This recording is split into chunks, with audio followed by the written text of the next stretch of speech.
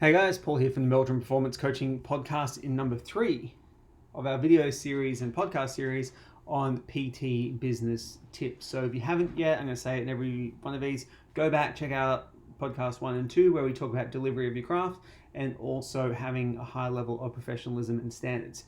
In today's podcast, we're going to be talking about personal development as being the third pillar of building a successful personal training business.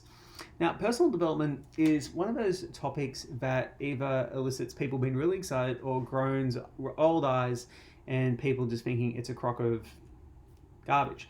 So personal development is one of those things that it can go either way. And what we need to do with it is we need to be aware of why we're doing personal development. A lot of people, a lot of trainers in particular, have started using personal development as their excuse for getting on social media and talking about their own problems and saying how emotionally unwell they are and how sad they are and all their separate mental health issues. And with those people, I wish them well and all that kind of stuff. And I hope they do get help for their mental health issues and they start to feel better, and that's all really important for them to do it, and it's great that they've acknowledged it, but it's not really the ideal thing to talk about on your social media profiles. If we're going to talk about professionalism and standards, which we did in the last podcast, I didn't touch on this, but we need to make sure that our social media message is crafted towards our target audience that we want to come in. And we should be very aware of everything that we post on social media, what kind of reaction it's going to get, what kind of reaction we want to get, and whether it's going to help our audience. So social media has all its goods and its bad sides, as we all know, but a lot of people are using it as a platform for voicing their own inner struggles rather than what they need to do for their business. Now, you can do that. I just wouldn't recommend using your business page as the best way to do that, because after a period of time, people they won't come to you anymore for new information.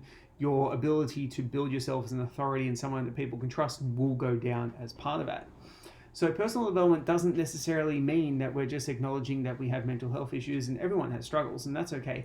It's about looking at developing what skills we need to become better coaches, better communicators, better trainers, and build a better business. And some of these things that we can do in personal development to approach are really, really simple things to do, but they have really profound effects on our business. So the first one is communication.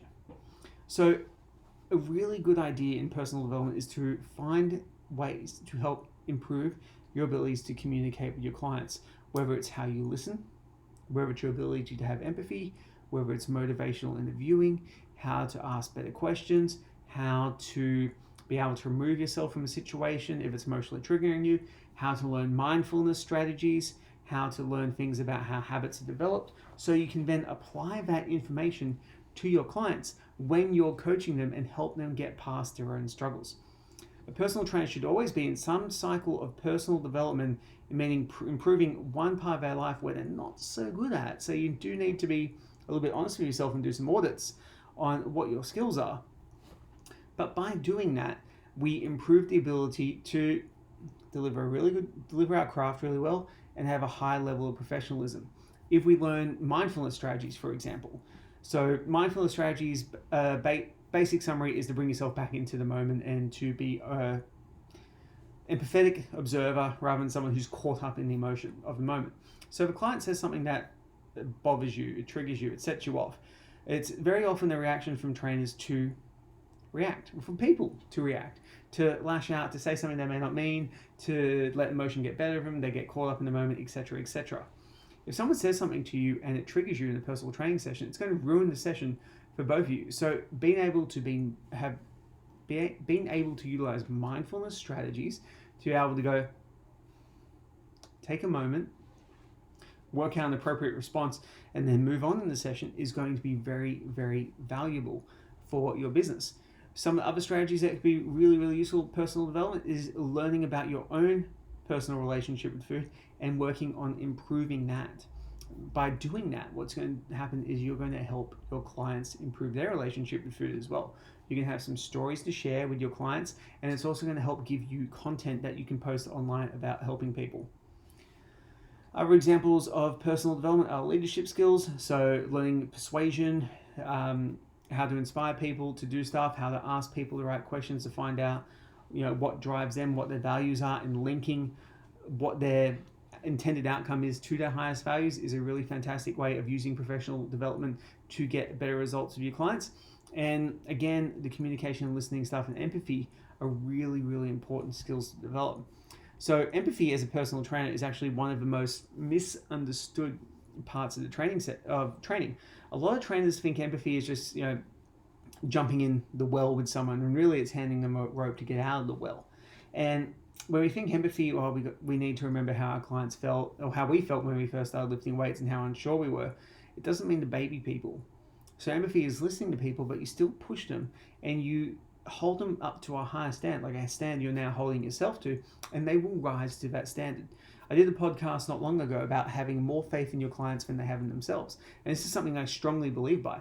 If you expect your client to be able to do something, like just the other day, I had a client who thought she'd never deadlift body weight.